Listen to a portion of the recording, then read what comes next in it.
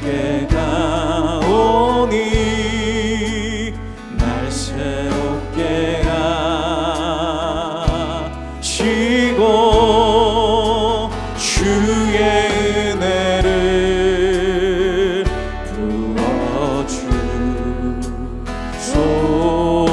부어주소서.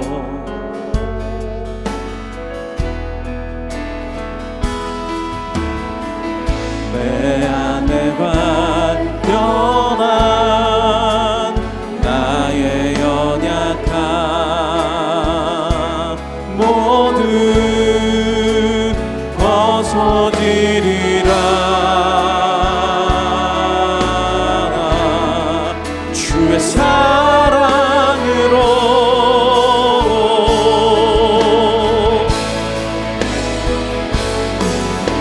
주 사랑 나를 붙드시 이곳 주 곁에 날 이끄소서.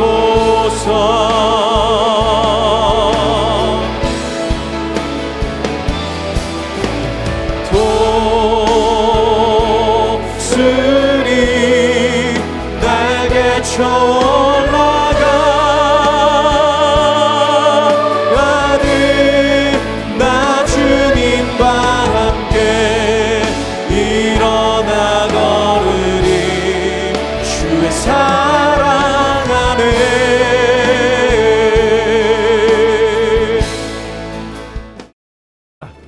예수께서 성전에 들어가사 성전 안에서 매매하는 모든 사람들을 내쫓으시며 돈 바꾸는 사람들의 상과 비둘기 파는 사람들의 의자를 둘러엎으시고 그들에게 이르시되 기록된 바 내 집은 기도하는 집이라 일컬음을 받으리라 하였거늘 너희는 강도의 소굴을 만드는도다.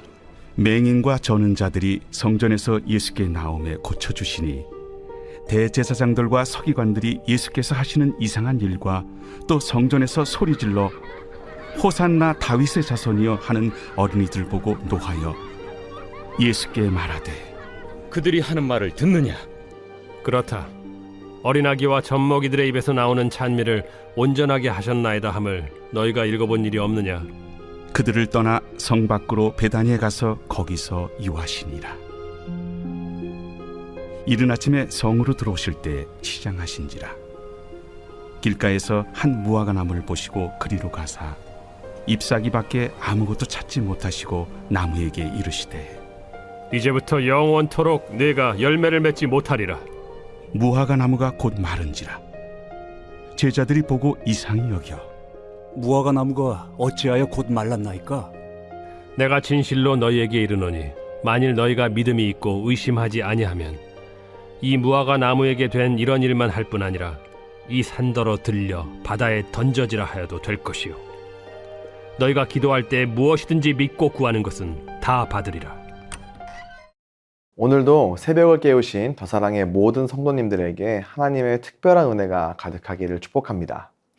오늘 말씀은 예수님께서 예루살렘에 입성하신 후의 사건을 기록하고 있습니다. 예수님께서는 구약에 예언된 것처럼 나귀 새끼를 타고 예루살렘에 입성을 하셨는데요. 당신께서 예언된 메시아라는 것을 직접 인증해 주시고 입증해 주신 것입니다. 그 예수님께서는 가장 먼저 성전을 찾으셨습니다. 하지만 성전은 예수님께서 원하시는 모습과는 전혀 다른 상황이었습니다. 순례객들을 위해 돈을 바꾸어 주고 제사에 쓸 비둘기를 파는 이 상인들로 가득했습니다. 성전에 왜 사고 파는 사람들이 있었을까요? 왜 돈을 바꾸어 주는 사람이 있었을까요? 우리가 흔하게 길거리에서 볼 수 있는 그런 노점상이었을까요? 아닙니다. 성전에서 물건을 팔기 위해서는 당시에 허락이 필요했습니다. 누구의 허락이었을까요? 바로 대제사장입니다. 사실 이런 허락 자체가 말이 안 되는 일이었습니다. 거룩한 성전이었기 때문입니다. 그런데 대제사장은 왜 이런 장사를 허락했을까요? 이 제사장은 당연히 이 상인들에게 돈을 받았을 것입니다. 자릿세든 혹은 세금이든 어떠한 명목이든 제목을 붙여서 돈을 받았습니다. 그 받은 돈으로 개인의 이익을 취하고 당시 지배하던 로마 제국에 그 돈을 갖다 바쳤습니다. 왜냐하면 이 지배하는 로마에서 대제사장을 임명해 주었기 때문입니다. 그러니까 상인들이 거기에서 이 장사를 할 수 있도록 허락했던 것입니다. 예배하고 기도하며 하나님께 영광 올려드리는 성전이 기득권의 자리를 유지하기 위한 수단과 방편으로 전락해버리고 타락해버린 것입니다. 완전히 그 기능을 상실하고 그 기능이, 거룩한 기능이 뒤틀려버린 것입니다. 예수님께서는 그들을 내쫓으셨습니다. 제사를 통해 하나님께 기도하도록 마련된 이 특별한 장소가 13절 말씀과 같이 강도의 소굴로 보였기 때문입니다. 이어서 예수님 14절 말씀에서 볼 수 있는 것처럼 맹인과 전원자들을 고쳐주셨습니다. 이것을 통해서 예수님 당신이 사람들에게 하나님의 자비를 베푸시는 바로 그 예언된 메시아이심을 나타내신 것입니다. 동시에 성전에서 이들을 고쳐주시면서 성전은 이와 같이 사람들의 기도와 하나님의 은총이 만나는 곳이어야 함을 가르쳐 주셨습니다. 바로 성전의 회복이었습니다. 예수님의 입성으로 말미암아 거룩한 소동이 그곳에 일어났고 그 결과 성전이 회복된 것입니다. 먼저는 이 은혜가 우리에게도 있기를 간절히 소망합니다. 고린도전서 말씀을 보면은요, 우리가 하나님의 성전이며 하나님의 성령이 우리 안에 계시다고 합니다. 우리도 성전입니다. 그리고 동시에 우리 안에 예수님께서 거하십니다. 그런 주님으로 인해서 우리 속에도 거룩한 소동이 일어나고 또한 회복이 일어날 수 있습니다. 주님께서 우리의 상처받은 마음을 회복하시고 또 어려운 우리의 상황도 회복하시고 무엇보다 이 말씀과 기도와 예배의 거룩한 회복을 우리에게 반드시 허락하시기를 축복합니다. 그리고 단순히 회복에서 머무는 것이 아니라 더 나아지는 우리의 모든 모습이 될 수 있는 줄로 믿습니다. 예수님의 이러한 모습, 성전을 깨끗게 하시고 아픈 자들을 고쳐주시는 것은 지극히 당연한 일이었습니다. 하지만 당시 성전을 관리하던 이 종교 지도자들의 눈에는 그렇게 보이지 않았습니다. 오히려 예수님의 이 행동으로 인해 그들이 곤경에 빠졌고 그들의 권위에 심각한 손상을 입었기 때문입니다. 그들이 결코 인정하지 않았던 예수님을 향해 아이들이 15절 말씀과 같이 호산나 다윗의 아들이여 라고 외치는 모습이 그들이 얼마나 그것을 못마땅하게 여겼는지, 그들의 명예와 어떠한 권위가 실추되었는지를 보여준 장면입니다. 예수님께서는 이 아이들의 찬송을 기뻐 받으셨습니다.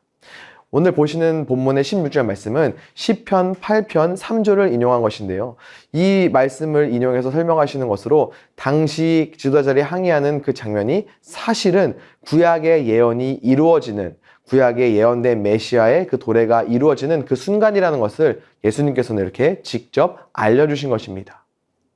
이어지는 말씀에서 우리는 예수님께서 한 무화과 나무를 저주하신 사건을 보게 됩니다. 여기에는 사실이면서도 다분히 상징적이고 교훈적인 의미가 들어 있습니다.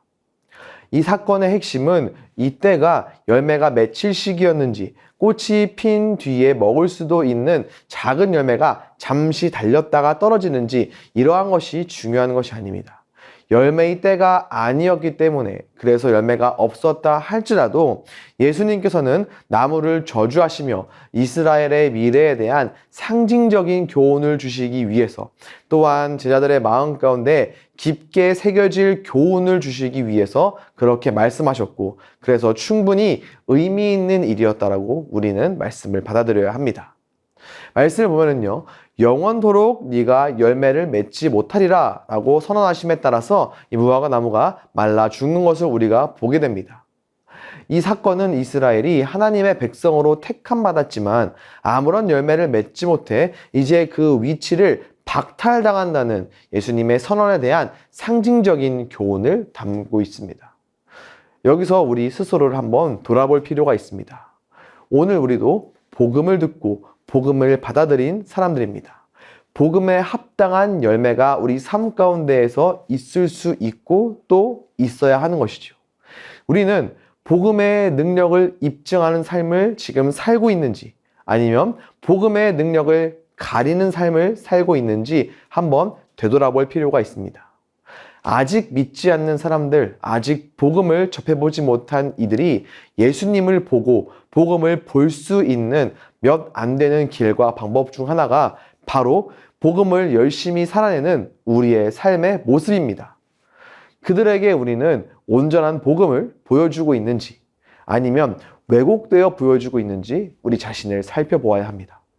복음을 들은 사람으로서, 그리고 복음을 받아들인 사람으로서, 예수에 대해서 듣고 그 속에 예수님이 거하시는 사람으로서 우리는 한 번 더 용서하고 한 번 더 용납하고 긍휼히 여김 받았기 때문에 다른 사람을 긍휼히 여기며 악을 악으로, 욕을 욕으로 갚는 것이 아니라 오히려 축복하는 것으로 복음을 드러내는 삶, 복음을 입증하는 삶을 살아야 하는 것입니다.